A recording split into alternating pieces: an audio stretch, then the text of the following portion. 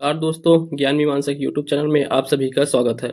जैसे कि हमने पंचायती राज पढ़ना स्टार्ट किया था, जिसमें हमने पहले वीडियो में जो है सामान्य परिचय को देखा और उस वीडियो में जो है शॉर्ट में पंचायती राज में जो महत्वपूर्ण तथ्य है जिसमें हमें डाउट हो सकता है, इन सब टॉपिकों को जो है उसमें शॉर्ट में दिया हुआ है। एक बार रिवाइज हो जाएगा पूरा पंचायती राज कंप्लीट होने के बाद, एक बार आप उसे आप पढ़ लेंगे। ठीक कि अब यहाँ से हम जो है मेन टॉपिक से स्टार्ट करेंगे। तो यहाँ जो पंचायती राज से संबंधित समिति है वहाँ से स्टार्ट होगा। इसके बाद फिर संवैधानिक प्रावधानों को देखेंगे, संविधान संशोधन जो हुए हैं उन्हें देखेंगे, और ग्राम सभा, फिर पंचायतों का गठन, संरचना, ये सभी टॉपिक जो है अब आगे हम पढ़ेंगे। तो इस वीडियो में हम जितना ज़्यादा हो सके उतना टॉपिक कंप्लीट करने की कोशिश करेंगे। तो चलिए हम पढ़ना स्टार्ट करते हैं। इससे पहले कोई वीडियो को आपने अगर नहीं देखा है तो एक बार देख ले, उसके बाद जो है इस वीडियो को देखें। तो चलिए स्टार्ट करते हैं। तो सबसे पहले है पंचायती राज समितियों में। तो सबसे पहले समिति हम हमेशा से पढ़ते ही आ रहे हैं कि पंचायती राज संबंधी सबसे पहला जो समिति बनाया गया था 1957 में बनाया गया था। 1957 में बलवंत राय मेहता की अध्यक्षता में बलवंत राय मेहता समिति का गठन किया गया था 1957 में।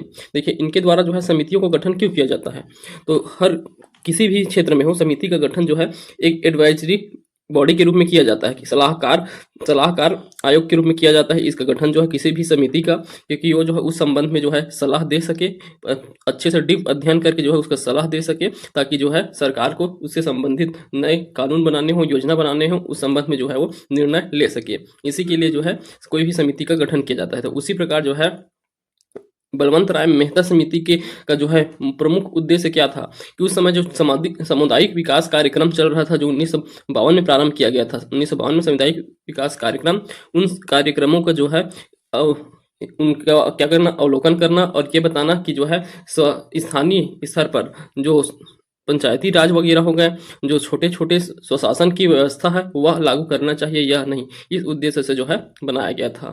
ठीक, तो देखिए इनके द्वारा जो है फिर कुछ सिफारिश दिया जाता है अवलोकन करने के पश्चात। तो 1957 में बने बलवंत राय मेहता समिति द्वारा सिफारिश दिया गया है, उन सिफारिशों को आपको याद रखना है। तो सिफारिश से प्रश्न पूछे जाते हैं, यह सिफारिश किस समिति द्वारा दिया गया था और इस समिति का गठन कब हुआ था, यह भी पूछा जाता है।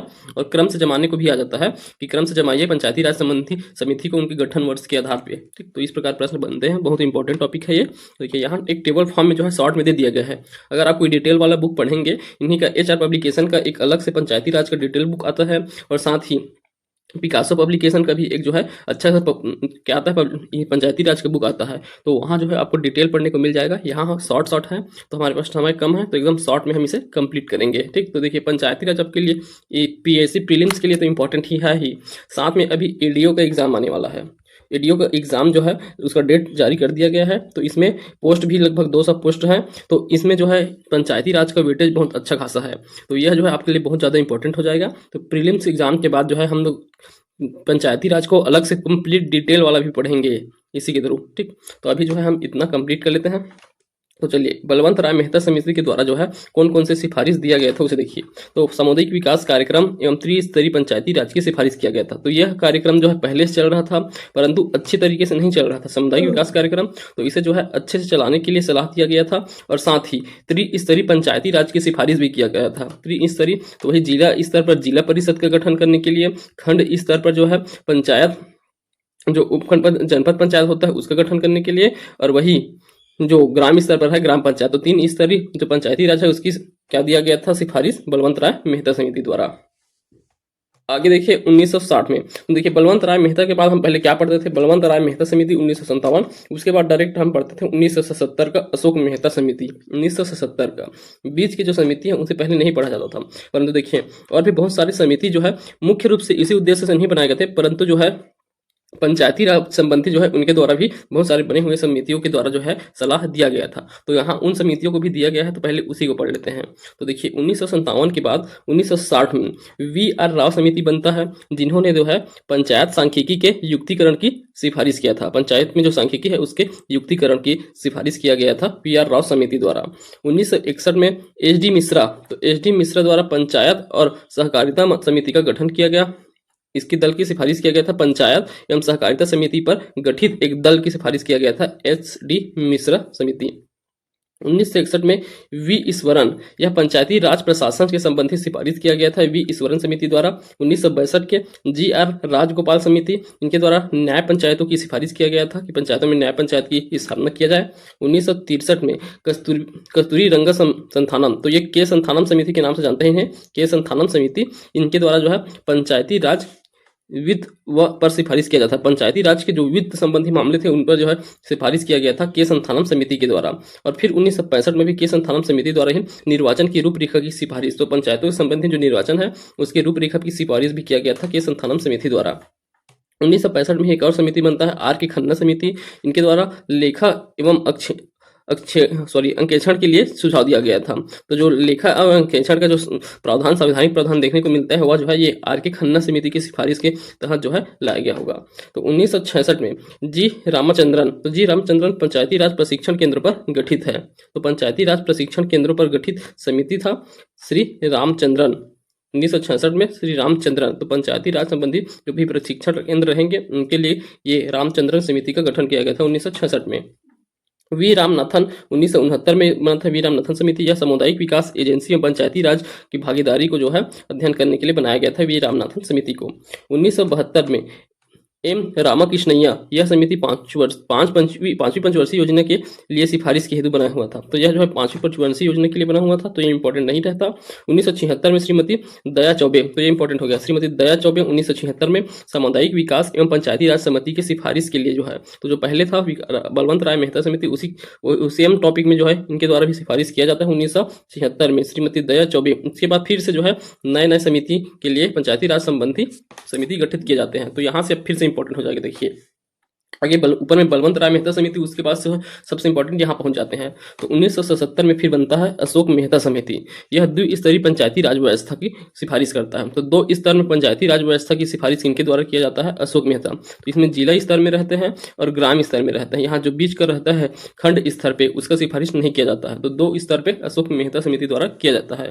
फिर 1978 में देखिए दांतेवाला समिति बनता है। दांतेवाला यह विकास खंड स्तर पर नियोजन की बात भी करता है। तो विकास खंड स्तर, मात्र विकास खंड एक स्तर बता रहा है, विकास खंड स्तर पर ही जो है क्या किया जाए, नियोजन किया जाए। इसके बाद दांतेवाला, तो दांतेवाला विकास खंड स्तर, ठीक। फिर देखिए 1984 में हनुमंत राव समिति बनता है, यह जिला स्तर पर नियोजन की बात करता है। तो जिला स्तर को जो है मुख्य देता है ये, तो जिला स्तर पर नियोजन की बात किनके द्वारा, हनुमंत राव समिति द्वारा, ठीक। फिर देखिए ये बहुत इंपॉर्टेंट है, 1985 में बना हुआ GVK राव। GVK राव जो है पंचायतों में नियमित चुनाव की सिफारिश, ग्रामीण विकास एवं गरीबी उन्मूलन पर जोर देने, प्रशासनिक व्यवस्था अध्ययन समिति। तो यह जो है सिफारिश GVK राव, तो नियमित चुनाव इनका जो है महत्वपूर्ण सिफारिश था। नियमित चुनाव को इन्हीं के लिए जो है सिफारिश के आधार पर जोड़ा गया है, GVK समिति की सिफारिश के आधार पर। अब देखिए 1986 में, तो 1986 में जो है लक्ष्मीबल सिंघवी, तो ये भी बहुत इंपॉर्टेंट है, लक्ष्मीबल सिंघवी समिति, इनके द्वारा ग्राम पंचायतों को आत्मनिर्भर बनाने की सिफारिश किया गया था। लोकतंत्र विकास के लिए पंचायती राज संस्था का होना अनिवार्य कहा गया था लक्ष्मीबल सिंघवी द्वारा। तो देखिए पंचायतों की आत्मनिर्भर की बात और लोकतंत्र के लिए जो है पंचायती राज संस्था आवश्यक, यह 2 जो सिफारिश लक्ष्मीबल सिंघवी द्वारा किया गया, जो 1986 में बना था। फिर देखिए VN गाडगिल, तो ये बहुत इंपॉर्टेंट है, VN गाडगिल, इनके द्वारा आरक्षण का एवं संवैधानिक मान्यता का जो है बात कहा गया था।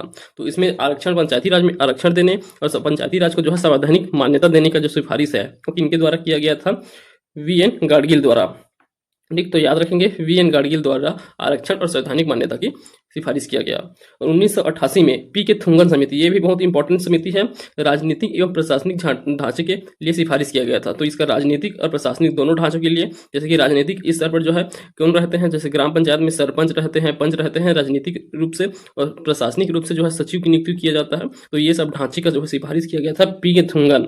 और देखिए PK थुंगन की सिफारिश के ही परिणाम स्वरूप जो है कौन सा होता है, 73वां और 74वां संविधान संशोधन जो है होता है, जो कि कब 1992-93 में होता है, ठीक, 92-93 में। तो ये जो है बहुत इंपॉर्टेंट है, PK थुंगन, इन्हीं के जो है सिफारिश के पश्चात जो है संविधान संशोधन जो है पारित होता है।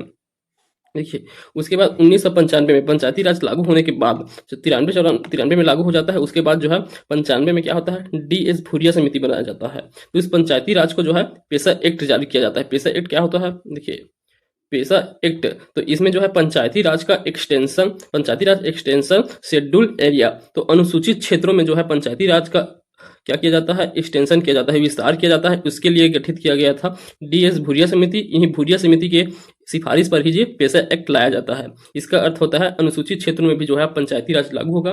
पहले जो है लागू हुआ था वह जो है अनुसूचित क्षेत्र में लागू नहीं होता था, अब उसे जो है अनुसूचित क्षेत्रों में कुछ शर्तों के साथ उनके लिए प्रावधान कुछ अलग किए गए। आगे हम पढ़ेंगे पेशा एक्ट के तहत। तो इसमें जो है 4 का, तो इसमें जो है अध्याय 4 था, अध्याय 14 है, उसमें क जोड़ा गया है। इसमें जो है पूरा आपको पेशा एक्ट के संबंधित प्रावधान देखने को मिलेंगे, तो इसे हम आगे पढ़ेंगे। ठीक, तो ये मुख्य समिति है, आपको याद रखना है। इसमें सबसे महत्वपूर्ण क्या है, बलवंत राय मेहता समिति सबसे पहला हो गया।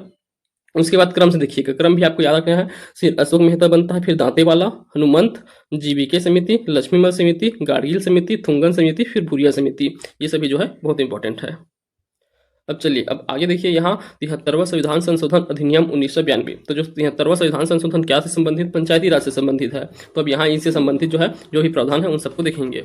तो देखिए, विभिन्न समय में गठित समिति एवं उनके सिफारिश के आधार पर 1992 में 73वां संविधान संशोधन कर भारतीय संविधान के भाग 9 व अनुसूची 11 में अनेक प्रावधान कर जोड़े गए थे। तो भाग 9 उसमें बहुत सारे प्रावधान जोड़े गए और अनुसूची 11 को नया ऐड किया गया। इससे पहले 10 अनुसूची थे। 73वां संविधान संशोधन से पहले 73वें संविधान संशोधन में जो है भाग 9 तो था, भाग 9 में जो है एक ही आर्टिकल था 243 आर्टिकल था, जिसमें सिर्फ कहा गया था पंचायती राज संबंधी जो भी प्रावधान होंगे इसी में होंगे। उसके बाद फिर इसी में 243 ए से लेकर के 243 ओ तक के जो है 15 जो आर्टिकल जोड़े जाते हैं। ठीक, तो और क्या जोड़ा गया, अनुसूची 11 जोड़ा गया। तो यह 73वां संविधान संशोधन के तहत जोड़ा जाता है।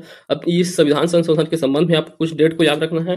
तो सबसे पहले देखिए, लोकसभा राज्यसभा से पारित कब हुआ, तो 22 दिसंबर 1992। यही सेम किसके लिए होगा, 74वां संविधान संशोधन जो नगरीय निकाय से संबंधित है उसी के लिए सेम लोकसभा से पारित हुआ 22 दिसंबर 1992। अगले दिन जो है 23 दिसंबर को राज्यसभा से पारित हो गया। फिर राष्ट्रपति द्वारा अनुमोदन अगले वर्ष 1993 के, तो 92 का दिसंबर माह चल रहा है, तो अगले जो है 20 अप्रैल 1993 को राष्ट्रपति द्वारा अनुमोदन प्राप्त हो जाता है। राष्ट्रपति थे इस समय डॉक्टर शंकर दयाल शर्मा और प्रधानमंत्री कौन थे, PV नरसिम्हा राव। ठीक, अब इसे लागू किया जाता है कब, 24 अप्रैल 1993 को, 24 अप्रैल 1993 को। इस कारण जो है 24 अप्रैल को प्रतिवर्ष पंचायती राज दिवस के रूप में मनाया जाता है। ठीक, तो ये डेट याद रखना है, 22 दिसंबर, 23 दिसंबर, 20 अप्रैल, 24 अप्रैल, 22 दिसंबर, 23 दिसंबर, 20 अप्रैल और 24 अप्रैल। ठीक, तो अब डेट से भी प्रश्न डायरेक्ट पूछे जाते हैं, तो इन्हें याद रखेंगे। अब संवैधानिक प्रावधान की बात करें तो संवैधानिक प्रावधान जैसे कि हमने अभी पढ़ा है कि संवैधानिक प्रावधान में क्या किया, भाग 9 था, इसमें अनुच्छेद 243 था, तो 243 में ही क्या जोड़ा गया, 243 ए से लेकर 243 ओ तक के टोटल कितने 15 उपखंड जो है आर्टिकल के रूप में जोड़े गए थे। 15 उप आर्टिकल जो है जोड़े गए थे 243 ए से 243 ओ तक के। और अनुसूची 11 जोड़ा गया जिसमें कितने विषय शामिल थे, 29 विषय शामिल थे। यह भी संख्या आपको याद रखना है, 29 विषय। ठीक, अब देखिए 73वां संविधान संशोधन कहाँ जहां लागू नहीं है, तो कहाँ कहाँ लागू नहीं है यह संविधान संशोधन देख सकते हैं आप। तो यह संघ शासित प्रदेश दिल्ली में यह लागू नहीं है, संघ शासित प्रदेश दिल्ली में लागू नहीं है। और साथ में जो 6वीं अनुसूची के राज्य हैं, 6वीं अनुसूची में 4 राज्यों को रखा गया है। कौन कौन से है, असम, मेघालय, त्रिपुरा और मिजोरम। असम, मेघालय, त्रिपुरा और मिजोरम, ये जो है 4 राज्यों में कौन सा 73वां संविधान संशोधन लागू नहीं है। तो इन 5 को याद रखना है, जहां यह पंचायती राज है 73वां संविधान संशोधन लागू नहीं है। दिल्ली और 6वीं अनुसूची के 4 राज्य असम, मेघालय, त्रिपुरा और मिजोरम। ठीक, अब चलिए भाग 9 में जो आर्टिकल दिए गए हैं 15 जो उपखंड जोड़े गए हैं उन्हें आपको याद भी रखना है, किस आर्टिकल में क्या है भी प्रश्न बनता है। तो चलिए कैसे याद रखेंगे हम देखेंगे। ठीक है, 73वें संविधान संशोधन के तहत भाग 9 में पंचायती राज व्यवस्था को जोड़ा गया। इसके अंतर्गत अनुच्छेद 243 में पंचायत से संबंधित प्रावधान किए गए हैं, जिसका अनुच्छेद 343 ए को क्या मान सकते हैं, अनुच्छेद 243 ओ अर्थात अण के रूप में विस्तार किया गया है। तो ए से लेकर के ओ तक के जो है इसका विस्तार किया गया है, जिसके अंतर्गत ये सभी प्रावधान है। तो चलिए इन सबको हम याद करेंगे, तो कुछ ट्रिक से याद करने की कोशिश करेंगे। आप टिक को अन्यथा नहीं लेना है, आपको बस याद करने के लिए है। तो देखिए इसके लिए हम सबसे पहले आपको क्या देखना है, सबसे छोटा स्तर क्या होता है पंचायत में, सबसे छोटा क्या होता है, सबसे छोटा इकाई होता है ग्राम सभा। तो ग्राम सभा से जो है ग्राम पंचायत में देखने को मिलेगा, उसी का एक भाग होता है ग्राम सभा। तो देखिए अनुच्छेद 43 के ए में सबसे पहले लिखा गया था ग्राम सभा को। तो आप सबको याद रहना चाहिए कि सबसे पहला सबसे छोटा इकाई होता है ग्राम सभा, तो ए में रखा गया है ग्राम सभा को। उसके बाद देखिए पंचायतों का गठन, ग्राम सभा बन गया तो ग्राम सभा क्या होगा ये सब परिभाषित कर दिया गया है। ग्राम सभा एक स्थायी होता है, ये हमेशा ही रहता है। उसके बाद देखिए 3 स्तरों पर पंचायत होता है। कितने होते हैं? 3। एक ग्राम पंचायत होता है, दूसरा जनपद पंचायत होता है और तीसरा क्या होता है? जिला पंचायत। ठीक, ये 3 पंचायत स्तर होते हैं। तो यहाँ देख सकते हैं आप पंचायतों का गठन, तो ये तीनों पंचायतों का गठन जो है किसके तहत? बी के तहत किया जाता है। तो पहले ग्राम सभा बना, उसके बाद बनता है ग्राम पंचायतों। तो तीनों पंचायतों का गठन का, तो गठन का प्रावधान जो है किसमें किया गया है? गठन का प्रावधान किया गया है बी में। ठीक, अब उसके बाद याद रखेंगे सी। तो सी और संरचना, याद पंचायतों की संरचना, तो इन सभी तीनों स्तर के पंचायतों में सभी का जो संरचना कैसे रहेगा? तो सी और संरचना, देखिए सी का भी उच्चारण स टाइप के हो रहा है, स, तो सी स, सी और स, संरचना किसमें है? सी में है, ऐसे याद रखेंगे। ठीक, अब देखिए अब डी, अब यहाँ काउंट करके आएंगे 1 2 3 और ये चौथा आर्टिकल है ये डी जो है, तो 4 आर्टिकल है। और सीटों का आरक्षण की बात करें तो यहाँ पंचायती राज में कितने आरक्षण दिए जाते हैं? 4 प्रकार के आरक्षण दिए जाते हैं। कौन कौन से? एससी आरक्षण रहता है, एसटी आरक्षण रहता है, ओबीसी आरक्षण रहता है और कौन सा रहता है? फीमेल आरक्षण, महिला आरक्षण रहता है। तो देखिए 4 प्रकार के आरक्षण होते हैं। पंचायती संबंधी जो विषय है उसमें 4 प्रकार के आरक्षण, एससी एसटी ओबीसी और फीमेल आरक्षण। ठीक, तो आप याद रखेंगे ये 4 नंबर का है अर्थात डी, तो चौथा है डी। इसमें कौन सा है? सीटों का आरक्षण दिया गया है। ठीक, आरक्षण 4 प्रकार के, तो कौन से आर्टिकल में है? आर्टिकल 54 अर्थात डी में है। ठीक, वही सेम इसी कॉन्सेप्ट से 5वां को भी याद रखेंगे। तो पांचवा अर्थात ई में क्या दिया गया है? कार्यकाल। तो कार्यकाल को देखें तो कार्यकाल पंचायतों का कितना होता है? 5 वर्ष होता है कार्यकाल। तो 5 वर्ष का कार्यकाल होता है पंचायत में, तो 5 वर्ष अर्थात 5वां आर्टिकल कौन सा है? आर्टिकल ई। ठीक, तो 243 ई में रखा गया है पंचायतों का कार्यकाल, तीनों पंचायतों के लिए होगा कार्यकाल जो है। ठीक, अब उसके बाद देखिए छठवां, तो छठवां कौन सा है? 243 एफ। तो एफ फल आप समझ लीजिए फैल, तो एफ फल क्या होता है?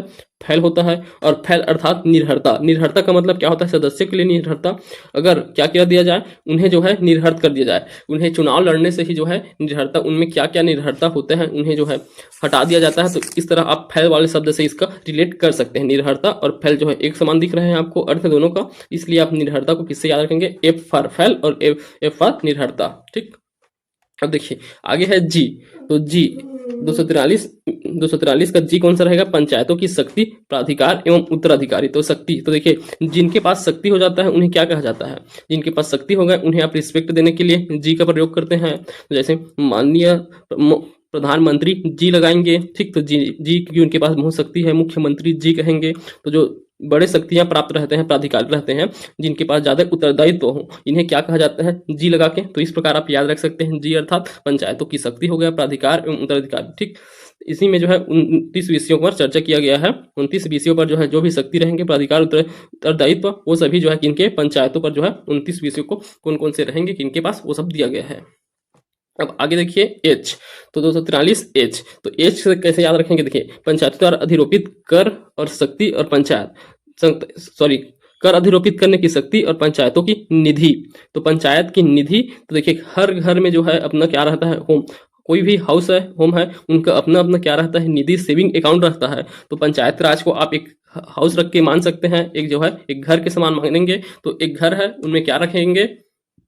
उनके सेफ्टी के लिए एक निधि बनाया जाता है कि जिसमें आप धन को इकट्ठा किए जाते हैं, जिसमें जब जरूरत पड़े तो जो है वह क्या करे? जरूरत के समय जो है इस्तेमाल किया जाए। तो उसके लिए पहले इनकम का सोर्स क्या रहेगा?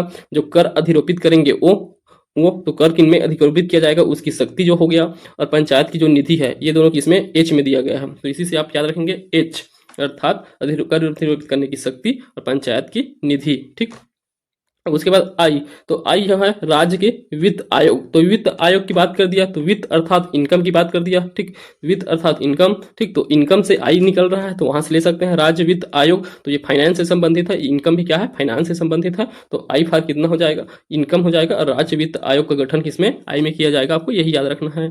उसके बाद जे देखिए, तो जे अर्थात क्या होता है? जे, इसमें क्या दिया है? पंचायतों के लेखा की संपरीक्षा। तो लेखा की संपरीक्षा करना अर्थात क्या होता है? जो लेखा है उनकी जांच करना। तो जांच करना को हम क्या कह सकते हैं? जांच करना। संपरीक्षक क्या है? जांच करना। तो पंचायतों के लेखा की संपरीक्षा अर्थात जांच करना, अर्थात जे। तो जे फॉर जांच और जे फॉर संपरीक्षक हो गया। ठीक, तो जे में रखा गया है संपरीक्षा, पंचायतों के लेखा की संपरीक्षा करना। अब अगला देखिए के, तो के में रखा गया है राज्य के निर्वाचन एवं निर्वाचन आयोग के। तो पंचायतों के जो निर्वाचन रहेंगे और इसके निर्वाचन आयोग को कहाँ रखा गया है? के में। तो के में आप याद रखते ही हैं, तो 143 के में है क्या है? निर्वाचन आयोग है। तो निर्वाचन आयोग किसमें है? राज्य निर्वाचन आयोग जो का प्रावधान जो है 243 के में है। बहुत इंपॉर्टेंट आर्टिकल है यह। उसके बाद देखिए एल, तो एल फॉर यहाँ देखिए पंचायती राज का संघ राज्य क्षेत्रों में लागू नहीं होना, सॉरी लागू होना। तो संघ राज्य क्षेत्रों में भी लागू होना किसमें दिया गया है? एल में। तो देखिए लागू होना होगा, तो एल फॉर लागू हो गया, तो लागू हो रहा है तो एल याद रखेंगे, और लागू करने के लिए मनाही किया जा रहा है। तो इस भाग का कतिपय, तो कुछ क्षेत्रों में जो है लागू ना होना। तो एम फॉर मना कर रहा है लागू होने से, तो मना करना। ठीक, तो मना कर रहे हैं किसमें? लागू होने से। तो लागू ना होना किसमें है? एम में है। और एन में क्या है? विद्यमान निधि और पंचायतों का बनना। तो विद्यमान विधि और पंचायतों का क्या हो? बनना किसमें है? न में है। तो न में फिर से बनना, तो बनना से याद रखेंगे नए विद्यमान विधि और पंचायतों का बना रहना किसमें है? न में है। तो बना रहेगा कौन सा? जो भी विधि है और पंचायत है वो सभी बने रहेंगे, यह किसमें है? न। तो ना बना, बना में से ना उठा लेंगे, बना है उसी में से ना उठा लेंगे, और एन में कौन सा है? बना रहना। अब अंतिम आपको तो याद रखना ही है, अंतिम क्या कहता है? ओ में कहा जाता है निर्वाचन संबंधी मामले न्यायालय के हस्तक्षेप का वर्जन। तो कोई भी पंचायत में जो निर्वाचन संबंधी मामले हैं उसमें पंचायतों हस्तक्षेप, न्यायालय सभा हस्तक्षेप नहीं कर सकता। जो ग्राम पंचायत संबंधी निर्वाचन संबंधित मामले हैं उसमें न्यायालय का हस्तक्षेप का वर्जन है। इसमें सिर्फ राज्य सरकार का जो है महत्वपूर्ण होता है रोल, इसमें न्यायालय का हस्तक्षेप किया गया है अंतिम आर्टिकल ओ के तहत। ठीक, तो इतने के बाद आपको सब याद हो गया होगा। एक बार और देख लीजिए, जैसे कि पहला था तो सबसे पहला सबसे छोटा इकाई होता है ग्राम सभा। फिर बी देखिए, बी दूसरा क्या है? पंचायतों का गठन। तो सभी पंचायत पहले ग्राम सभा बना, उसके बाद क्या? तीनों स्तर की पंचायतों का गठन किया जाएगा। फिर सी और स समान होते हैं, तो सी से संरचना, और सी से संरचना, और डी से 4 नंबर याद रखे थे। तो 4 क्या है? 4 प्रकार के आरक्षण है पंचायत में, 4 प्रकार के आरक्षण। और 5 में क्या है? 5 साल का 5 वर्ष का कार्यकाल रहता है, तो इसे याद रखेंगे। और एफ से फैल होना होता है, एफ से निर्भरता होता है, तो फैल होना और निर्भरता दोनों हो जाएगा। और जी से जिनके पास शक्ति होती है, प्राधिकारी रहते हैं, उत्तरदायित्व जिनके पास रहते हैं उन्हें क्या? जी करके बुलाते हैं, तो जी से याद रखेंगे शक्ति, प्राधिकार और उत्तरदायित्व। और एच जैसे हर घर का अपना एक जो है निधि होता है जो है फंड रखने के लिए, तो हर होम में क्या रहेगा? निधि या फंड रहेगा। ठीक, तो ये हो जाएगा एच से निधि, फंड या कर आरोपित करने की शक्ति। और एच से क्या होता है? इनकम, तो आई से हो जाएगा, सॉरी आई से क्या होगा? इनकम। तो इनकम ये संबंधित है वित्त आयोग से, तो वित्त आयोग का गठन किसमें होता है? आई के साथ। और जे अर्थात जांच, जे का संपरीक्षा अर्थात ही जांच होता है, और जे फॉर जांच। के का क्या हुआ? के का निर्वाचन आयोग, तो निर्वाचन आयोग जो है के में है, इसे याद रखना है। एल का क्या? संघ राज्य क्षेत्र में भी लागू होना पंचायती राज का, और मना करना, लागू होने से मना कुछ क्षेत्र में लागू न होना, तो ये किसमें? एम में है। और न बना रहना, विधि और पंचायतों का बना रहना जो है न में है। और ओ में क्या रखना है? न्यायालय के हस्तक्षेप का वर्जन दिया गया है। ठीक, अब यहाँ देख सकते हैं आप, किंतु पंचायती राज अधिनियम के तहत किसी निर्वाचन से निम्न समक्ष याचिका पेश किया जा सकता है। तो किनके समक्ष याचिका प्रस्तुत किया जाता है हम पहले चैप्टर में ही पढ़ चुके हैं। तो ग्राम पंचायत स्तर में अनुभागी अधिकारी के पास जो है याचिका प्रस्तुत कर सकते हैं, जनपद पंचायत में कलेक्टर के पास, जिला पंचायत में संचालक पंचायत के पास जो है यह जो है क्या याचिका प्रस्तुत किया जा सकता है। किसी निर्वाचन संबंधी मामले में न्यायालय का वर्जन रहता है, परंतु इन अधिकारियों के पास जो है आप प्रस्तुत कर सकते हैं याचिका के रूप में।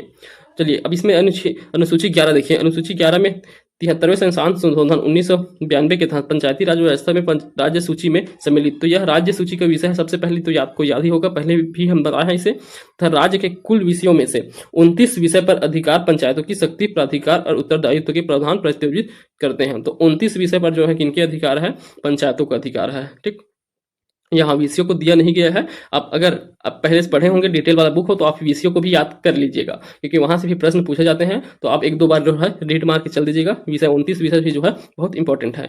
अब अगला देखिए 38(4), यह जो है पंचायती राज अधिनियम 1993। तो पंचायती राज अधिनियम 1993 की बात किया गया है। तो इस अधिनियम में जो है क्या प्रावधान है, इन सबको आप जो है डिटेल से यहाँ देख लेंगे।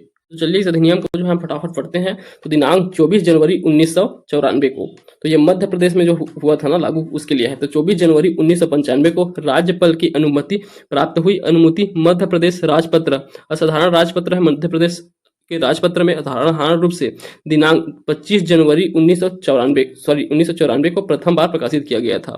तो मध्य प्रदेश के राजपत्र में जो है पंचायती राज संबंधी प्रावधान जो है पहली बार जो है कब? 25 जनवरी 1994 को प्रथम बार प्रकाशित किया गया था, जिसे राज्यपाल द्वारा 24 जनवरी 1994 को जो है इसे अनुमति प्रदान किया गया था।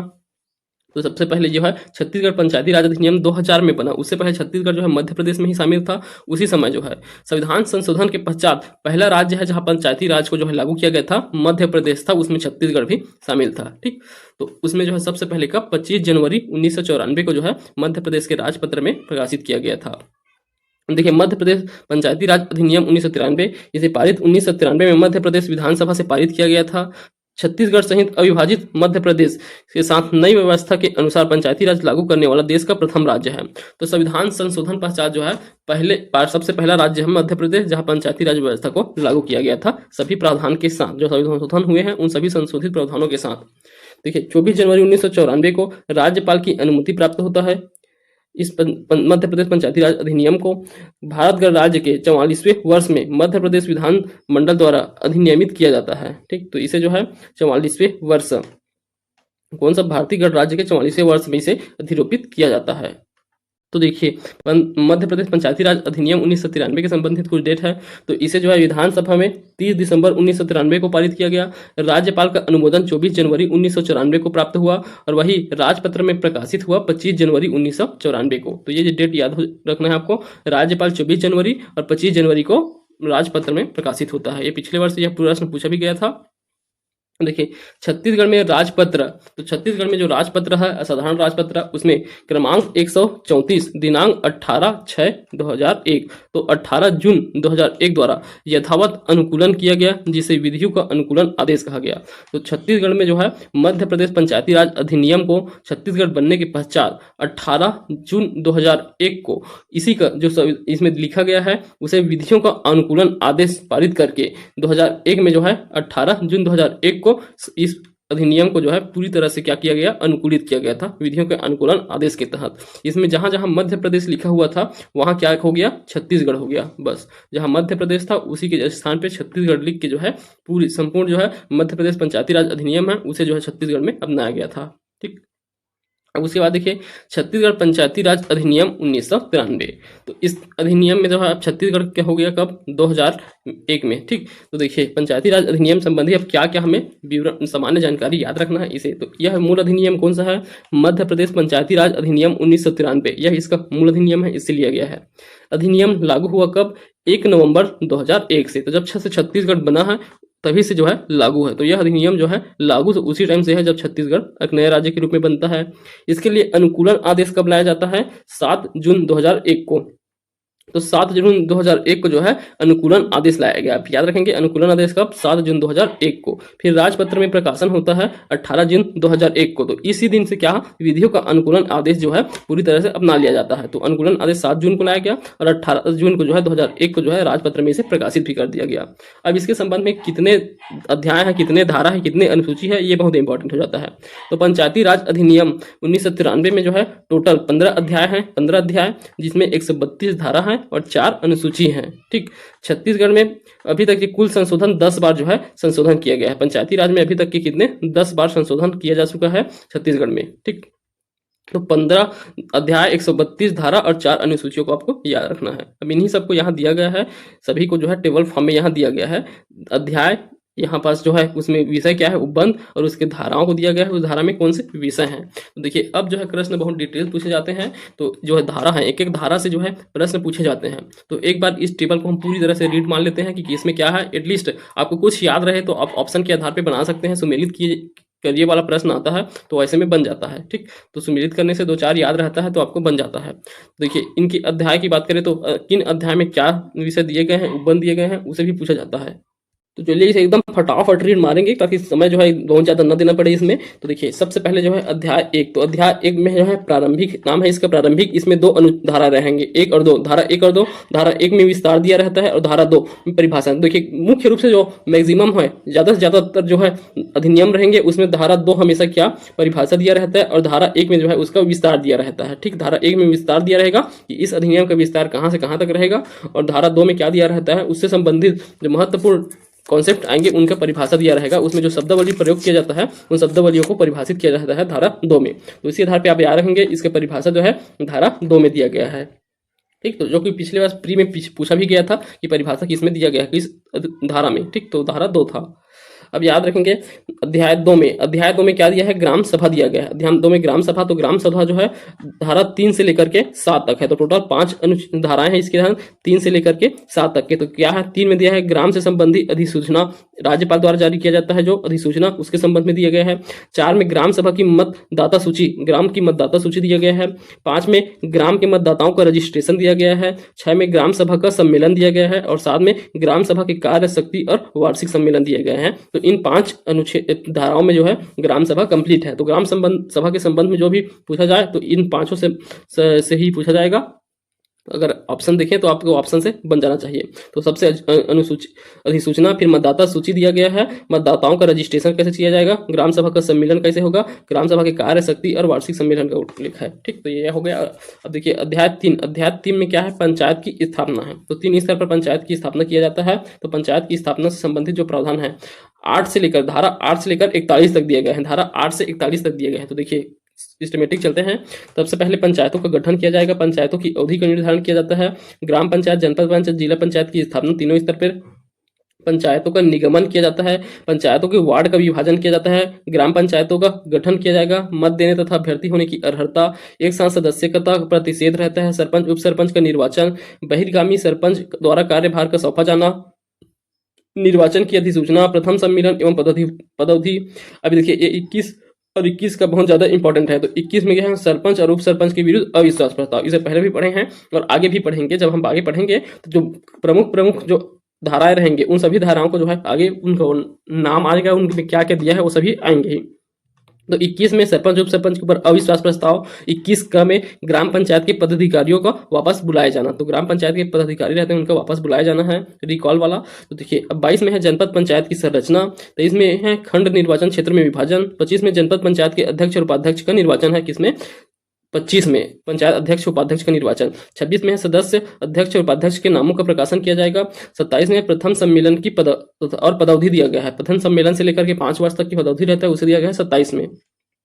अब 28 देखिए 21 के बाद कितना 28, हम याद किए थे 7 के मल्टीपल में 21, उसके बाद 28, उसके बाद 35, इनमें सब में क्या दिया गया है, अविश्वास प्रस्ताव। तो अब 28 में किनके लिए दिया गया है, अध्यक्ष उपाध्यक्ष, जो जनपद स्तर पर रहेंगे अध्यक्ष उपाध्यक्ष उनके लिए जो अविश्वास प्रस्ताव लाया जाएगा इसमें लाया जाता है। वही 35 में अध्यक्ष उपाध्यक्ष किनके जो जिला स्तर पर रहते हैं उनके लिए जो है अविश्वास प्रस्ताव लाया जाता है।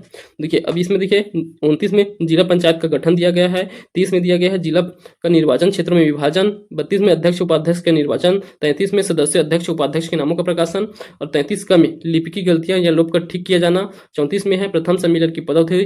35 में वही अविश्वास प्रस्ताव। 36 में है पंचायत के पदाधिकारियों के ये निर्भरता रहेगा। 37 में पंचायत के पदाधिकारियों द्वारा त्याग पत्र।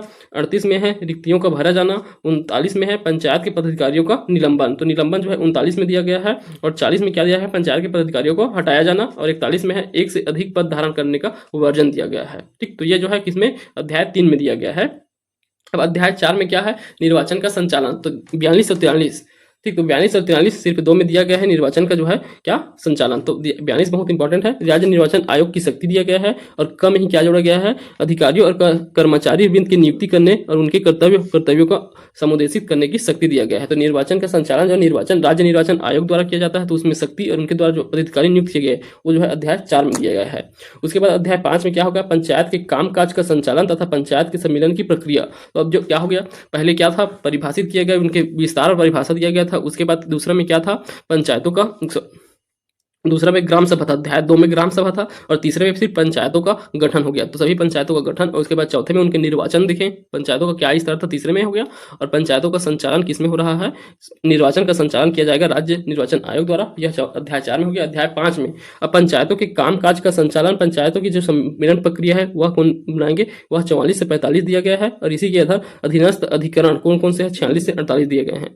44 में सम्मेलन की प्रक्रिया, 45 में पंचायत द्वारा अंतिम रूप से निपटाए गए विषयों का पुनर्विचार। और 46 में ग्राम पंचायत की स्थायी समिति। 47 में जनपद एवं जिला पंचायत की स्थायी समिति दिया गया है 47 में। और 47 का में त्याग पत्र। 48 में सरपंच उप सरपंच अध्यक्ष उपाध्यक्ष की शक्तियों और कर्तव्यों को दिया गया है। अब देखिए अध्याय 6 में जो है 2 टॉपिक मुख्य रूप से, तो पंचायतों के कृत्य दिए गए हैं 49 से 53 तक के। पंचायतों की शक्ति दिया गया है 54 से 61 तक के। तो 49 में ग्राम पंचायत के कृत्य दिए गए हैं ग्राम पंचायत के, 49 में ग्राम पंचायत के अन्य कृत्य दिए गए हैं, अन्य कर्तव्य, और 50 में जनपद पंचायत के कृत्य दिए गए हैं। जनपद पंचायत 51 में जो है राज्य सरकार के कतिपय कृत्यों का जनपद पंचायत या जिला पंचायत के सौंपा जाना, ठीक। और 52 में जिला पंचायत के कृत्य दिए गए हैं, और 53 में पंचायतों की कृत्यों से संबंधित राज्य सरकार की शक्ति। तो देखिए सभी जो है इसमें टोटल कितने दो पार्ट में विभाजित है, तीनों स्तर पर। पहले जो है अपने कृत्य दिए गए हैं जो स्तर है उनका, उसके बाद जो है अन्य जो है कृत्य दिया जाता है राज्य सरकार द्वारा अलग अलग कृत्य दिए गए उन्हें जो है दिया गया है। अब देखिए इसी के अंतर्गत पंचायत की शक्तियां थे, तो शक्तियां 54 से 61 तक है। तो 54 में है सार्वजनिक स्वास्थ्य सुविधाएं और सुरक्षा की बाबत ग्राम भवनों के परिनिर्माण का नियंत्रण 55 में। 56 में सार्वजनिक मार्गों तथा खुले स्थल पर रुकावट बाधा तथा अतिक्रमण। 57 में है मार्गों का नामकरण करने तथा भवनों का क्रमांक डालने की शक्ति। तो ये 57 बहुत इंपॉर्टेंट है, कोई भी मार्ग का नामकरण या भवन का क्रमांक डालने का जो है शक्ति किनके पास, पंचायतों के पास ही रहता है। तो 58 में है बाजारों व मेलों का विनिमय। 59 में है सड़कों को घुमाव देने, मोड़ने, चालू न रखने या बंद करने की जनपद पंचायत की शक्ति है। 60 में जनपद पंचायत में निहित सड़कों और भूमियों का अधिग्रहण करना क्या है, इसकी शक्ति है 60 में। अब आगे देखिए अध्याय 6 के क में क्या जोड़ा गया है, यह जो है संविधान संशोधन के, इसमें संशोधन करके अधिनियम में संशोधन करके जोड़ा गया था। इसमें कॉलोनी निर्माण, तो 61 क से लेकर 6 के कॉलोनी निर्माण है, तो क में इसका परिभाषा दिया गया है कॉलोनी का। 61 ख में जो है कॉलोनी निर्माण करने का वाले रजिस्ट्रेशन दिया गया है। 61 ग में कॉलोनी का विकास, और घ में अवैध कॉलोनी निर्माण के लिए दंड, और अंग में जो है अवैध सनिर्माण के अपराध का दुष्प्रेषण करने के लिए दंड, और च में अवैध विवर्तन या अवैध कॉलोनी निर्माण के किसी भी भूखंडों में अंतर्गत शून्य करना, और 6 में है अवैध कॉलोनी अंतर्गत टच। तो जो भी कॉलोनी संबंधी प्रावधान आपको देखने को मिलेंगे 61 धारा 61 के क से लेकर के 6 तक के में देखने को मिलेंगे, ठीक। अब देखिए अध्याय 7, इसमें पंचायत के निधि और उसकी संपत्ति दिया गया है 65 से 68 तक की पंचायत की निधि और उसकी संपत्ति। तो देखिए 62 में है राज्य सरकार कतिपय कुछ संपत्ति पंचायत में निहित कर सकती है, और 62 हो गया। 63 में पंचायत की निधियों का समुदेशन दिया गया है, और पंचायत की सहायता का अनुदान, स्थायी संपत्ति का अंतरण। 66 में पंचायत की निधि, 68 में जो है सहायता अनुदान देने की शक्ति। तो आप इस रेंज को याद रखते हैं, पंचायत की निधि और उसकी संपत्ति 62 से 68 तक के हैं, तो आपको जितने भी रहेंगे वो सब इसी के अंदर देखने को मिलेंगे। अध्याय 8 में है पंचायतों की स्थापना, बजट तथा लेखा, ये है 69 से 71 तक 73 तक के। तो 69 में है सचिव तथा मुख्य कार्यपालन अधिकारी की नियुक्ति। 70 में है पंचायत के अन्य अधिकारियों और सेवकों की नियुक्ति। आगे देखिए 71 में है शासकीय सेवकों की प्रतिनियुक्ति। 72 में है सचिव और मुख्य कार्यकालीन अधिकारी के कार्य, और 73 में है बजट व वार्षिक लेखा। तो देखिए कितने 73 में है अध्याय 8 के जो है कौन सा धारा 73 में क्या है, बजट और वार्षिक लेखा है, ये इंपॉर्टेंट हो जाता है। अब आगे देखिए अध्याय 9, तो इसमें कराधान और दावों की वसूली है। कराधान और दावों को वसूली 74 से लेकर के 83 तक है। 74 में है भूमि कर उपकर उद्ग्रहण करने की शक्ति है। 75 में खंड के भीतर संपत्ति के अंतरण का वसूल का। 76 में जिला पंचायत और राज्य निधि। 76 के क में जोड़ा गया है रकम का पंचायतों के बीच संवितरण किया जाएगा, तो वितरण किया जाता है जो भी अमाउंट मिलता है उसको पंचायतों के बीच। 77 में अन्य प्रकार कर लगे गए हैं। 78 में है करों का विनिमय करने की राज्य सरकार की शक्ति है। 79 में है कराधान के विरुद्ध अपील करना, और 80 में है बाजार फीस आदि ठेके पर दिए जाना, और 81 में बकाया की वसूली करना, और 82 में है उपवचन के लिए शास्ति, और 83 में है करों में राहत देने वाले राज्य सरकार की शक्ति। तो देखिए अध्याय 9 में 74 से 83 तक के आप क्या याद रखेंगे, कराधान और दावा वसूली। तो जो कर लगाने की शक्ति है, जो वसूलने की शक्ति है, तो जितने भी ये संबंधी विषय रहेंगे वो सब इसी अनुच्छेद के तहत आएंगे। अब इसका रेंज आप याद रख लेते हैं, तो आपको जो ऑप्शन दिया रहेगा उस आधार पे बन जाना चाहिए, क्योंकि इतना ज्यादा डिप भी नहीं पूछा जाएगा कि डायरेक्ट इस अनुच्छेद में क्या है करके पूछ दें। इसमें जो है एक आपको रेंज याद है तो ऐसे बन जाए, ऐसे प्रश्न नहीं पूछे जाते हैं। चलिए अब अगला 10 है। 10 में दिया गया है नियंत्रण।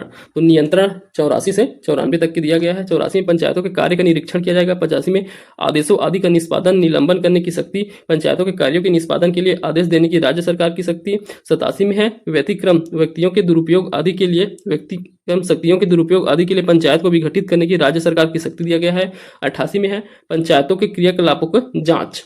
89 में हानि दुरुपयोगजन के लिए पंचों का आदि का दायित्व। तो कोई भी हानि होता है, दुरुपयोजन होता है, उसके लिए जो पंच है उनके दायित्व क्या होंगे, यह दिया गया है 89 में। 90 में दिया गया है पंचायतों और अन्य स्थानीय प्राधिकारियों के बीच जो भी विवाद होगा उसका जो है निवारण कहाँ किया जाएगा, यह दिया गया है 90 में। 91 में अपील एवं पुनरीक्षण दिया गया है। 92 में अभिलेखी एवं वस्तुएं वापस कराने तथा धन वसूल कराने की शक्ति दिया गया है। अभिलेख और वस्तु को वापस करा के धन वापिस वसूल करने की। और 93 में शक्ति का प्रत्योजन, शक्तियों का प्रत्योजन दिया गया है इसमें। तो यह निरंतर की संधि जो भी शक्तियां हैं इसमें दिया गया है। अब 11 में है नियम एवं उपविधियां। ये 95 से 97 तक नियम है। नियम बनाने की शक्ति दिया गया है 95 में, तो यही इंपॉर्टेंट है। अध्याय 11 के 95 में दिया गया है नियम बनाने की शक्ति। अध्याय 12 में शास्ति दिया गया है, तो शास्ति दंड देने का अधिकार। देखिए 98 से लेकर 106 तक है। तो 98 में निर्हित हो जाने पर पंच, सदस्य, सरपंच, उप सरपंच, अध्यक्ष, उपाध्यक्ष की हैसियत में कार्य करने पर शास्ति हो जाएगा। अगर वो निर्हत हैं और फिर भी वो अपने पद पर काम कर रहे हैं तो उनके दंड दिया जाएगा, वह 98 के तहत। 99 में हितबद्ध सदस्यों द्वारा मत दिए जाने के लिए शास्ति। तो हितबद्ध अर्थात कोई पैसे लेकर जो है, जैसे कि पंच है वो उप सरपंच के चुनाव में जो है उनका जो क्या किया जाता है, चुनाव किया जाता है अप्रत्यक्ष रूप से। तब अगर वो पैसे लेके दिया जा रहा है उन्हें वोट, तो जो है इनके ऊपर क्या किया जाएगा, इन्हें शास्ति दिया जाएगा 99 के तहत। 100 किसी सदस्य, पदाधिकारी या सेवक द्वारा संविदा में हित अर्जित करने के लिए शास्ति। तो किसी भी प्रकार का जो है हित अर्जित कर रहा है सदस्य, पदाधिकारी, सेवक द्वारा संविदा में हित अर्जित करने, तो वो जो है 100 के तहत उसे शास्ति है। 101 में अधिकारी आदि का सदोष अवरोध किया जाएगा। 102 में पंचायत के सदस्य आदि को बाधा पहुंचाने की प्रतिषेध है। 103 में सूचना को हटाने मिटाने का प्रतिषेध है।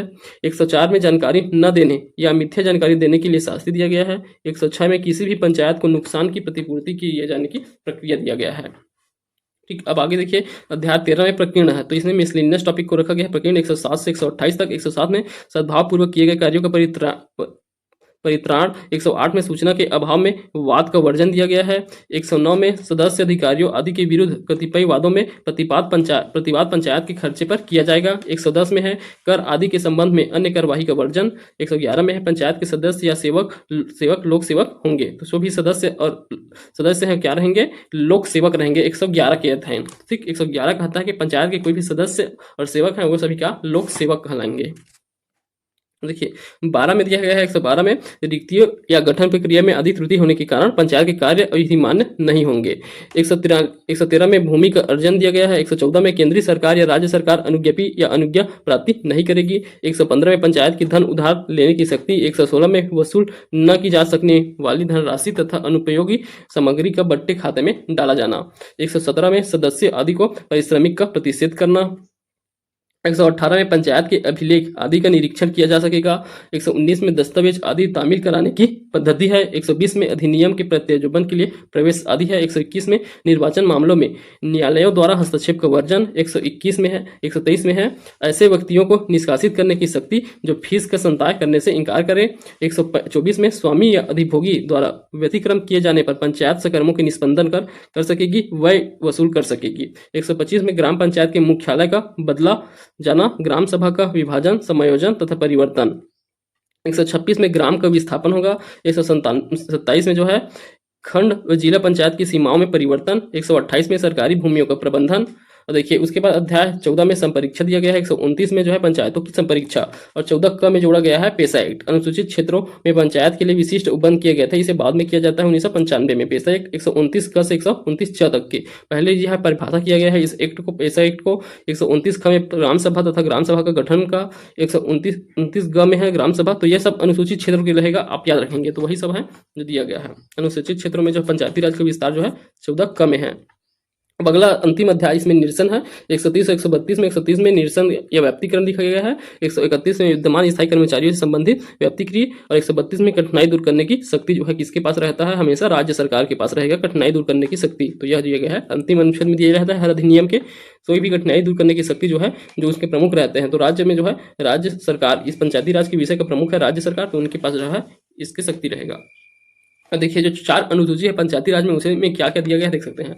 अनुसूची 1 इसमें है पहला क ग्राम पंचायत द्वारा अधिरोपित किए जाने वाले अनिवार्य कर, तो अनिवार्य कर दिया गया है अनुसूची 1 में। और ख में क्या है, पंचायती राज से भी अधिरोपित किए जाने वाले अनिवार्य कर। तो दोनों में है, पहले में ग्राम पंचायत संबंधी जो अनिवार्य कर है उसे, और दूसरे में है जनपद पंचायत संबंधी अधिरोपित किए जाने वाले अनिवार्य कर को अनुसूची 1 में दिया गया है।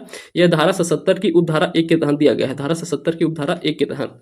और अनुसूची 2 में क्या है, इसमें ग्राम पंचायत द्वारा अधिरोपित किए जाने वाले वैकल्पिक कर और जनपद पंचायत द्वारा अधिरोपित किए जाने वाले वैकल्पिक कर। तो दोनों ग्राम पंचायत और जनपद पंचायत द्वारा जो वैकल्पिक कर है वह अनुसूची 2 में है और अनुसूची 1 में अनिवार्य कर। अनुसूची 3 में क्या है, ग्राम पंचायत तथा जनपद पंचायत द्वारा अधिरोपित कोई अन्य कर। तो दोनों पंचायत, ग्राम पंचायत और जनपद पंचायत द्वारा अधिरोपित किए जाए अन्य फीस जो रहेंगे वह किस में रहेंगे, अनुसूची 3 में। तो धारा 80 से संबंधित है, ये दोनों जो है धारा 77 की उपधारा 1 और उपधारा 2 से संबंधित है। धारा 380 में क्या है, अन्य फीस जो रहेंगे वे। अनुसूची 4 में पंचायतों को दिए जाने वाले 29 कार्यों का उल्लेख किया गया है। तो 29 जो विषय हैं उनको जो है अनुसूची 4 में फिर से दिया गया है, जो धारा 53 की उपधारा 1 से संबंधित है। ठीक, तो ये जो है 4 अनुसूचियों को भी आपको याद रखना है। और चलिए यहाँ जो है ग्राम सभा को पढ़ेंगे। अब ग्राम सभा के संबंध में जो इतने भी दिए गए हैं यहाँ कंप्लीट कर लेते हैं उसे, ग्राम सभा को। तो चलिए इस वीडियो में हम जो ग्राम सभा को कंप्लीट कर लेते हैं, उसके बाद आगे के टॉपिक को जो है अगले वीडियो में पढ़ेंगे। तो चलिए ग्राम सभा के संबंध में सबसे पहले सामान्य जानकारी। तो पंचायती राज व्यवस्था की बुनियादी इकाई कहा जाता है ग्राम पंचायत को। ग्राम पंचायत की विधायिका ग्राम सभा होता है। ग्राम पंचायत के अधीन प्रत्येक ग्राम आश्रित ग्राम के ग्राम सभा होंगे। तो प्रत्येक ग्राम में जो है, हर ग्राम में जो है क्या होते हैं, आश्रित ग्रामों में ग्राम सभा होगा। एक ग्राम पंचायत में एक या अधिक ग्राम हो सकते हैं। तो एक ग्राम पंचायत के अंतर्गत ये ग्राम पंचायत है, उसमें 1 2 3 ऐसे जो है एक या एक से अधिक जो है ग्राम, और एक ग्राम भी हो सकता है, ग्राम सभा हो सकता है जिसमें एक ग्राम पंचायत के अधीन। तो प्रत्येक ग्राम में एक एक क्या होता है, और ग्राम सभा होना अनिवार्य होता है। अनुसूचित क्षेत्रों में ग्राम पंचायतों में यह व्यवस्था की गई है कि किसी एक गांव में एक से अधिक ग्राम सभा हो सकती है, किंतु मैदानी क्षेत्र के गांव में एक ग्राम में एक से अधिक ग्राम सभा नहीं हो सकती। अनुसूचित क्षेत्रों के लिए एक गांव में एक से अधिक ग्राम सभा हो सकती है, जिसका आधार क्या रहेगा देख लीजिए। तो देखिए ये मैदानी क्षेत्रों में जो भी है क्या, ग्राम पंचायत है, उनमें जो है एक से अधिक ग्राम सभा हो सकती है एक गांव में ही, सॉरी एक से अधिक ग्राम सभा नहीं हो सकती है एक गांव में। किन क्षेत्रों में, जो मैदानी क्षेत्र, अनुसूचित क्षेत्र को छोड़ के जो मैदानी क्षेत्र है उसमें कोई एक गांव है, वहां एक ही ग्राम सभा होगा, वहां अधिक ग्राम सभा नहीं होगा। ठीक, परंतु एक ग्राम पंचायत के अंतर्गत जो है बहुत सारे ग्राम सभा हो सकते हैं, ये मैदानी क्षेत्र। और अनुसूचित क्षेत्रों में जस्ट इसका उल्टा समझ लीजिए, एक गांव में एक से अधिक ग्राम सभा हो सकता है। इसके आधार क्या रहेगा, ग्राम या ग्रामों के समूहों के लिए, तो समूह जो है अलग अलग हो तो उनके लिए, पारा के समूह जिसमें मोहल्ला, मंजरा टोला आदि शामिल हो तब, आवास या आवासों का समूह हो तब, तो ये समूहों के माध्यम से जो है अलग अलग ग्राम सभा बना सकते हैं एक ही गाँव में, किसमें, अनुसूचित क्षेत्रों में। ठीक, अब इससे संबंधित प्रावधान 73वें संविधान संशोधन के तहत अनुच्छेद 243 का क, तो क ही में क्या दिया गया है, ग्राम सभा दिया गया है। छत्तीसगढ़ पंचायती राज अधिनियम 1993 की अध्याय 2 में, तो अध्याय 2 के धारा कौन सा था, 6 7 में वर्णित है ग्राम सभा के संबंध में। अनुसूचित क्षेत्रों में ग्राम सभा का गठन किया गया 29 क के तहत, तो 14 का जोड़ा गया है, भाग 14 अध्याय 14 का, उसमें जो है 29 क ख ग में किया गया है ग्राम सभा को। अनुसूचित क्षेत्रों में पंचायती राज व्यवस्था के लिए पेशा कानून 1996 में लागू किया गया। अनुसूचित क्षेत्रों के लिए पंचायतों के लिए विशिष्ट उपबंध है, ये पेशा कानून क्या है, अनुसूचित क्षेत्रों पंचायत के लिए जो विशिष्ट उपबंध है वही है पेशा एक्ट। अब इसके अभिप्राय क्या है देखिए, ग्राम सभा से अभिप्राय है, ग्रामीण स्वशासन में न्यूनतम स्तर ग्राम पर जो लोकतांत्रिक संगठन स्थापित किया गया है वह ग्राम सभा है। ग्राम पंचायत क्षेत्र में शामिल गांव से संबंधित निर्वाचन नामावली में रजिस्ट्री व्यक्तियों के समूह को क्या कहा जाएगा, ग्राम सभा कहा जाएगा। तो ग्राम पंचायत में जितने भी निर्वाचन नियमावली है, मतदाताओं की सूची है, उसे ही कहा जाता है ग्राम सभा। तो यही जो है अलग अलग तरीके से परिभाषित किया गया है, आप सबका परिभाषा एक बार पढ़ सकते हैं। तो क्या होता है ग्राम सभा, अगर मुख्य रूप से समझे तो क्या होता है, एक कोई गांव है उसमें जो है जितने भी सदस्य मतदाता सूची में शामिल है, अर्थात जो 18 वर्ष से अधिक के जो सदस्य 18 वर्ष के सदस्य हैं वे, और उनसे अधिक के सदस्य जो मतदाता सूची में जिनका नाम है वो सभी क्या, ग्राम सभा के सदस्य कहलाएंगे। तो यही सब जो अलग अलग तरीके से परिभाषित किया गया है, पढ़ सकते हैं। अब ग्राम के संबंध में अधिसूचना राज्यपाल द्वारा जारी किया जाता है। इसके सदस्य कौन होते हैं, ग्राम सभा के सदस्य सामान्यतः ग्राम पंचायत मतदाता सूची में नामित समस्त व्यक्ति जो है इसके सदस्य होंगे। ग्राम में रहने वाले व्यक्ति जो विधानसभा निर्वाचन नामावली में पंजीकृत किए जाने के लिए अर्हते हैं, ये भी, तो ये दोनों ग्राम की मतदाता सूची में नाम है वे रहेंगे, और जो विधानसभा निर्वाचन नामावली में जो पंजीकृत करने के लिए अर्ह योग्य है वे सभी जो है क्या है, इसके सदस्य रहेंगे ग्राम सभा के। अब सम्मेलन होता है तो उससे पूर्व की सूचना कितने दिन पहले दिया जाता है, सामान्य बैठक के लिए 7 दिन पूर्व सूचना दिया जाता है, और विशेष बैठक के लिए 3 दिन पूर्व सूचना दिया जाता है, ये पहले भी देखे थे।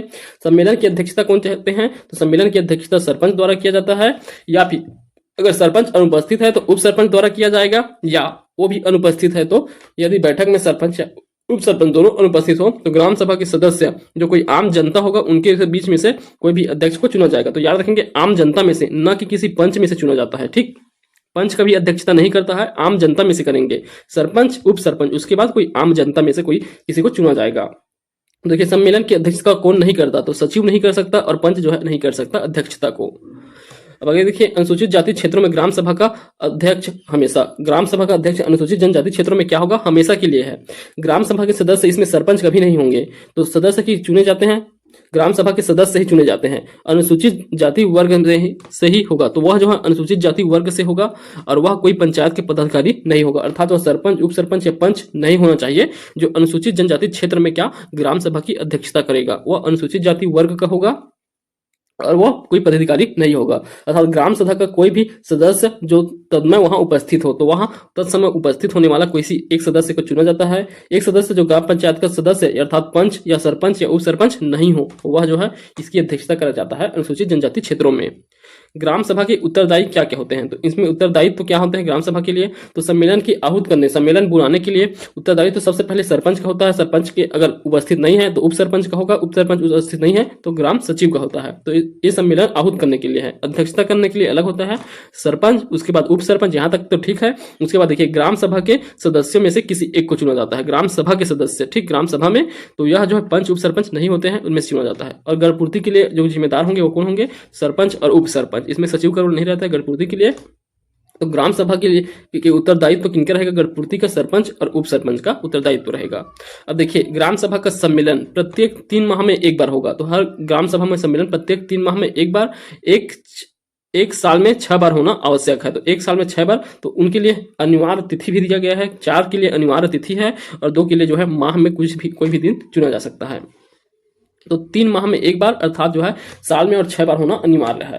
तो देखिए 23 जनवरी अनिवार्य है, 24 अप्रैल अनिवार्य, 20 अगस्त अनिवार्य, 2 अक्टूबर अनिवार्य और जून माह में एक होना आवश्यक है और एक नवंबर माह में। तो ये जो है 6 डेट आपको याद रखने हैं। 23 जनवरी ये सुभाष चंद्र बोस जी की जयंती के अवसर पर है। 14 अप्रैल ये जो है डॉक्टर भीमराव अंबेडकर की जयंती में है। 20 अगस्त ये जो है राजीव गांधी, तो राजीव गांधी जी की जो है जयंती है और ये 2 अक्टूबर जो है गांधी जयंती, ठीक गांधी जी की जयंती। तो ये जो है 4 विशेष अवसरों पर सुभाष चंद्र बोस, डॉक्टर भीमराव अंबेडकर और राजीव गांधी और कौन गांधी जी, महात्मा गांधी जी, इनकी जो है जयंती पे जो है क्या सम्मेलन बुलाया जाता है। इसके अलावा जून माह में एक और एक नवंबर माह में जो है बुलाया जाएगा सम्मेलन। उपयुक्त 6 ग्राम सभा सम्मेलन में के अलावा निम्न प्रक्रिया द्वारा ग्राम सभा की सम्मेलन बुलाया जा सकता है। तो उन 6 के अलावा जो है और अलग से अगर क्या करना है, बैठक बुलाना है जो विशेष बैठक के रूप में कहा जा सकता है, तो क्या किन किन संबंध में बुला सकते हैं। देखिए तो ग्राम सभा के कुल सदस्य की संख्या के 1/3 सदस्य द्वारा लिखित रूप से अनुरोध करे तो 30 दिन के भीतर ग्राम सभा का सम्मेलन कराना आवश्यक है। तो 1/3 सदस्य अगर लिखित रूप से क्या करे, अनुरोध करे, तो 30 दिन के भीतर जो है सम्मेलन बुलाना होता है। और क्या है, जनपद पंचायत के अध्यक्ष, जिला पंचायत के अध्यक्ष या जिला कलेक्टर द्वारा अध्यपेक्षक किया जाए तो उनके द्वारा आदेश दिया जाता है, तब 30 दिन के भीतर जो है ग्राम सभा बुलाया जाना अनिवार्य होगा। तो ये 2 केस में और जो है बुला सकते हैं, 1/3 सदस्यों के लिखित मांग पे या फिर क्या जनपद पंचायत के अध्यक्ष हो गए, जिला पंचायत के अध्यक्ष या जिला कलेक्टर, इनके आदेश पर जो है 30 दिन के भीतर और फिर से सम्मेलन बुलाया जाएगा। अब गढ़पूर्ति इनके लिए क्या होता है, तो देखिए यह न्यूनतम जनसंख्या जिसकी उपस्थिति में पंचायत का कार्य शुरू किया जा सके उसे गढ़पूर्ति कहते हैं। तो इसकी संख्या कुल सदस्य संख्या का 1/10 हो, तो 1/10 जो है किसमें होना चाहिए, ग्राम सभा में, किसके लिए, गढ़पूर्ति, और जिसमें से 1/3 क्या होना चाहिए, महिला। तो ये सभी स्तर पे है, 1/3 महिला होना अनिवार्य ही है। उत्तरदायी तो यह सरपंच और पंच का उत्तरदायी रहेगा। परिणाम यदि गढ़पूर्ति न हो तो बैठक स्थगित कर दिया जाएगा। गढ़पूर्ति हेतु उप सरपंच एवं सचिव उत्तरदायी नहीं होंगे, तो उप सरपंच सचिव जो है इसके उत्तरदायी नहीं होते हैं। गढ़पूर्ति के लिए सरपंच और पंच होते हैं। नोट पॉइंट याद रखेंगे, अनुसूचित क्षेत्रों में ग्राम सभा की किसी भी बैठक के लिए ग्राम सभा की उत्तरदायी सदस्यों की संख्या का 1/3 से अधिक अर्थात 1/3 महिला सदस्य होने पर ही गढ़पूर्ति होगा। तो देखिए यही जो है 1/10 है सामान्य क्षेत्रों में जो है गढ़पूर्ति, मैदानी क्षेत्रों में, वही अनुसूचित क्षेत्रों में कितना 1/3 होना चाहिए जो सदस्य की संख्या उसका 1/3। इसके लिए विशेष देखिए वार्षिक कार्य योजना, हितग्राहियों का चयन, वार्षिक बजट, लेखा व प्रशासनिक प्रतिवेदन का प्रस्ताव ग्राम सभा द्वारा ग्राम सभा गढ़पूर्ति उपस्थित हो तो पारित किया जा सकता है। तो गढ़पूर्ति हो तभी जो है ये सभी वार्षिक योजना हो, हितग्राही का चयन करना हो, वार्षिक बजट, लेखा या प्रशासनिक प्रतिवेदन, तब यह जो है पारित किया जा सकता है यदि गढ़पूर्ति पूरी हो रहा है तो। देखिए, गणपूर्ति न होने पर कार्यवाही किनके विरुद्ध और कौन करते हैं, इसे देखिए। तो ग्राम सभा की लगातार 3 बैठकों में कोरम पूर्ति न होने पर संबंधित पंच व उप सरपंच के खिलाफ नोटिस जारी किया जाएगा। आगामी 2 ग्राम सभा की बैठक में कोरम पूर्ति का अवसर दिया जाएगा। तो देखिए, पहले 3 में अगर नहीं हो रहा है तो उन्हें 2 और अवसर दिया जाएगा। तो 3+2 से याद करेंगे, पहले 3 में अगर नहीं हुआ तो 2 और अवसर दिया जाएगा। फिर भी कोरम पूरा नहीं होता है तो उन्हें उनके पद से हटा दिया जाता है। तो उन्हें हटा दिया जाता है और कार्यवाही की जाती है, उन्हें हटाने की कार्यवाही। लेकिन किसी भी अधिकारी द्वारा सरपंच के खिलाफ तब तक आदेश जारी नहीं किया जा सकता जब तक उसे सुनवाई का उचित अवसर नहीं दिया जाएगा। तो सुनवाई के उचित अवसर संबंधित अधिकारियों में सुनवाई के लिए उचित अवसर दिया जाता है, जहां अपना स्पष्टीकरण प्रस्तुत करता है। फिर भी यदि दोषी पाया जाए तो निष्कासन पर कर दिया जाएगा, जो कि सर्वमान्य रहेगा। गणपूर्ति न होने पर इसका स्थगन कब तक के लिए किया जाता है, उसे दिया गया है। देखिए, यदि बैठक में कोरम पूर्ति नहीं होती है तो अध्यक्ष द्वारा बैठक स्थगित किया जाता है एवं आगामी बैठक के लिए तिथि निर्धारित की जाती है।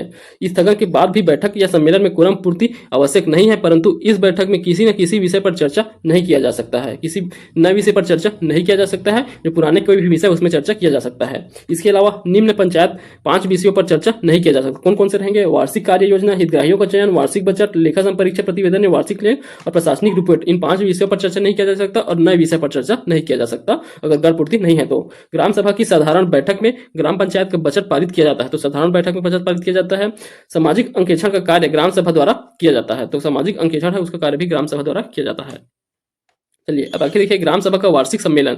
तो सम्मेलन जो है 3 माह पूर्व वित्तीय वर्ष प्रारंभ होने के 3 माह पूर्व जो है ग्राम सभा का वार्षिक सम्मेलन किया जाएगा। ग्राम पंचायत ऐसे सम्मेलन के समक्ष निम्नलिखित बातें रखी जाते हैं। तो वार्षिक सम्मेलन में क्या रखा जाता है? आगामी वित्त वर्ष के लिए प्रस्तावित विकास तथा अन्य कार्य संबंधी कार्य, लेखा का वार्षिक विवरण रखा जाता है, अंतिम संपरीक्षा टिप्पणी और उसके संबंध में किए गए उत्तर, ग्राम पंचायत का वार्षिक बजट और अगले वित्तीय वर्ष के लिए वार्षिक योजना, पूर्ववर्ती वित्तीय वर्ष की प्रशासनिक रिपोर्ट, पंचायत के कार्यों का विवरण। तो ये सभी जो है वार्षिक सम्मेलन में चर्चा के विषय रहते हैं।